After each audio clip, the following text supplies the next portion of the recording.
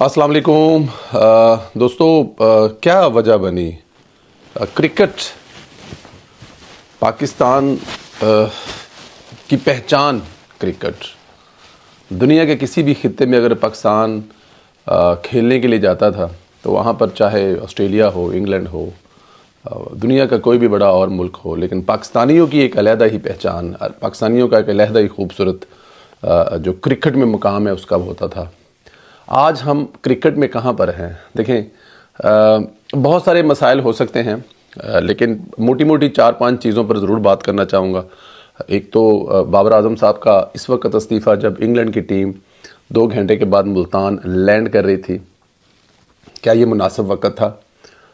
एक बहुत बड़ी मश्क पाकिस्तान में हुई, एक लोकल टूर्नामेंट करवाया गया जिसके ज़रिए हंट करना था, बहुत ज़्यादा ख़र्चा किया गया, बहुत ज़्यादा मतलब रखे गए, लोग रखे गए भारी भारी तनहाओं पर। उसका रिज़ल्ट क्या निकला? मोहम्मद यूसुफ, एक बड़ा नाम पाकिस्तान की क्रिकेट का, क्या हुआ उनके साथ? बड़े नाम की वजह से शामिल किया गया था। शिकवा उनकी तरफ से सामने आ रहा है कि शायद उनको काम नहीं करने दिया गया। लेकिन आप ज़रा वापस चलते हैं अमेरिका और T20 वर्ल्ड कप में अमेरिका जैसी पहली दफ़ा शिरकत करने वाली टीम से हारना पाकिस्तान के शहीनों का ये एक बहुत बड़ा सवालिया निशान था। लेकिन सबक नहीं सीखा गया। आगे जाकर जिस तरह हिंदुस्तान से हम T20 में हारी, वो भी आपके सामने था। वहाँ तक ठीक था, चले ओके, 565 एक्सक्यूज़ें एक्सेप्ट की जा सकती थी।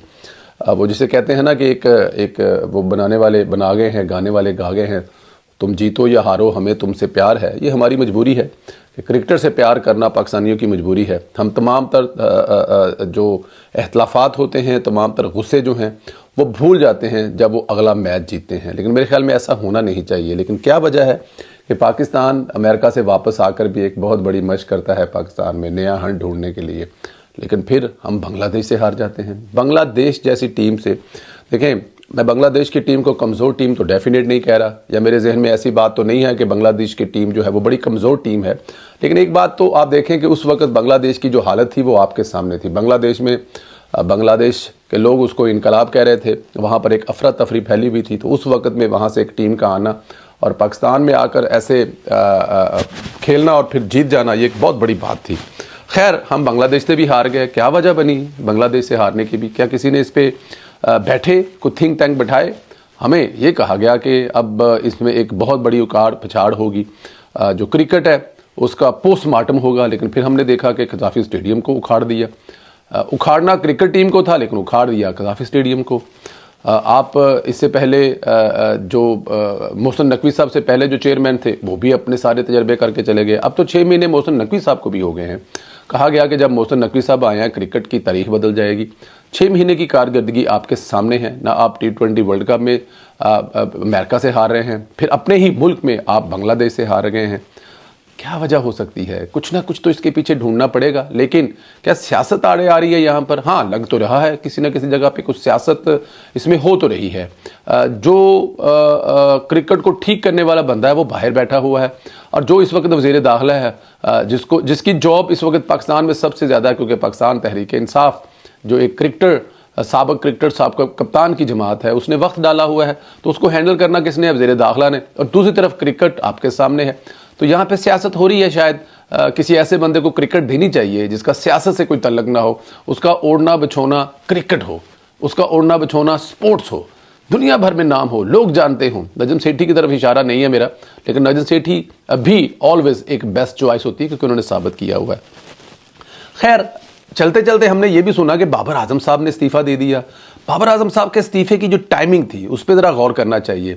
अगर आपने इस्तीफ़ा ही देना था तो T20 वर्ल्ड कप हारने के बाद आके देते, मुल्क आते, बड़ी इज्जत और प्यार और मोहब्बत से कहते कि मुझसे माफ़ी मांगते कौम से, और कहते कि बाबर आजम की मैं बड़ी इज्जत करता हूँ और मैं बड़ा उनका फ़ैन हूँ। लेकिन मैं ज़ाहिर है अब तबसरा कर रहा हूँ, तो अब ज़रा हक़ाइक़ कौम के जो हीरो हैं, बड़े उनके उन्होंने बड़े पाकिस्तान के लिए उनकी बड़ी खिदमत है। लेकिन आते ही अगर रिज़ाइन का ऐलान कर देते तो I think that was a best time, बजाय कि वो उस वक्त ऐलान करते जब इंग्लैंड की टीम जो है वो सिर्फ 2 से 2.5 घंटे के बाद मुल्तान लैंड कर रही थी। तो मेरे ख्याल में ये कोई अच्छा टाइम नहीं था, या फिर पूरी सीरीज खेल लेते और सीरीज खेलने के बाद अब वो ये रिज़ाइन का ऐलान कर देते। लेकिन अब उन पर क्या प्रेशर है? क्या कारकर्दगी का प्रेशर है? क्या टीम के अंदर मजीद ग्रुप बंदिंग हो रही है?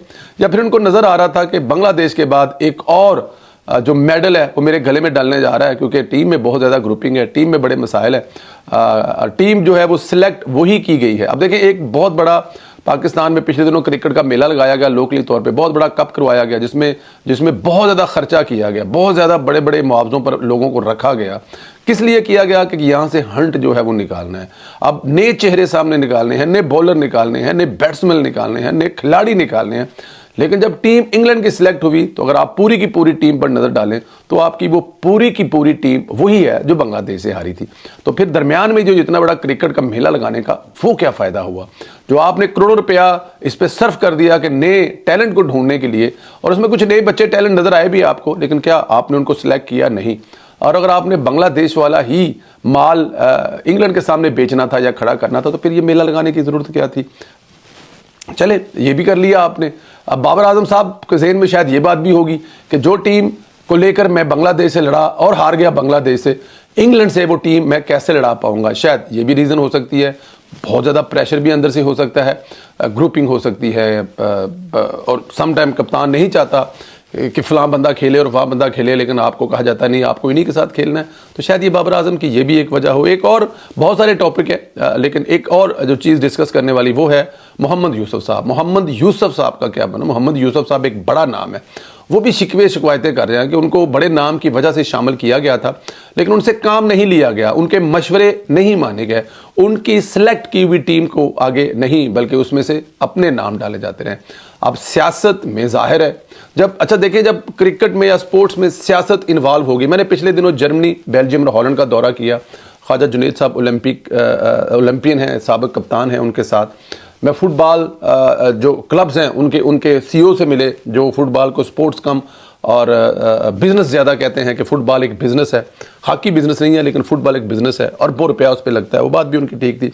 तो हम उनके साथ जब मुख्तलिफ जगहों पे मिले थे, उन्होंने कहा कि सियासत से जब तक स्पोर्ट्स पाक नहीं होंगी, मतलब हम लोग जर्मन जो हॉकी के सीईओ है उनके पास बैठे हुए थे, जो उनकी नेशनल हॉकी टीम या उसके जो जिस तरह PHF है, पाकिस्तान हॉकी फेडरेशन, हम लोग उनकी फेडरेशन के चेयरमैन के साथ बैठे हुए थे, तो वहाँ पर भी यही बात हो रही थी कि स्पोर्ट्स में अगर सियासत होगी तो स्पोर्ट्स का बेड़ा गर्क होगा। शायद मोहम्मद यूसुफ वाले मामले भी यही मामला है कि मोहम्मद यूसुफ जो मशवरे दे दे, मोहम्मद यूसुफ जो टीम सेलेक्ट करके दे दे, मोहम्मद यूसुफ जो टैलेंट सामने आता हुआ देख कर बताएं, अगर आपने उस पर आंखें बंद कर लेनी है और अपनी पर्ची या अपने लोगों को या अपनी सियासत को चमकाने के लिए फिर आपने वही कुछ करना है, तो फिर मोहम्मद यूसुफ की क्या ज़रूरत है? मोहम्मद यूसुफ, इसमें कोई शक नहीं है, बड़ा नाम है, और इन बड़े नामों से अगर काम लिया जाए और इन बड़े नामों को अगर काम करने दिया जाए तो ये वो सब कुछ डिलीवर कर सकते हैं। देखिए, बहुत सारे हमारे स्पोर्ट्समैन हैं, मुश्ताक साहब हैं, दुनिया के मुख्तलिफ ममालिक में ऑस्ट्रेलिया से इंग्लैंड जाकर कोचिंग करके आए हैं, तो इसका मतलब है कि उनमें टैलेंट है, तो ऑस्ट्रेलिया ने और इंग्लैंड ने उनको पैसे दिए, वरना उनको क्यों देंगे? हमारे दोस्त गजनफर साहब है, वो इंग्लैंड की अंडर-21 जो है हॉकी टीम को वो कोच कर रहे हैं, बहुत सारे दूसरी जगहों पे मतलब वो कर रहे हैं। तो अगर टैलेंट है तो कर रहे हैं। पाकिस्तानियों में बड़ा टैलेंट है, लेकिन क्या होता है कि पाकिस्तानियों को टैलेंट इस्तेमाल करने दिया नहीं जाता। अब हमारी नेक तमन्नाएं इस टीम के साथ हैं जो बांग्लादेश से हारी थी। कौम को इंतज़ार है कि उनके लबों पर चंद लम्हात खुशी के आ जाए अगर इंग्लैंड से हम कोई मैच जीत जाएं। ये हमारी दुआ भी है और अल्लाह ताला की ज़ात हमारी टीम को कामयाब भी करे। लेकिन जब तक इस टीम में सियासत रहेगी यही सब कुछ चलता रहेगा। आपसे गुजारिश है कि इस चैनल को ज़रूर सब्सक्राइब करें, बेल आइकन को भी प्रेस करें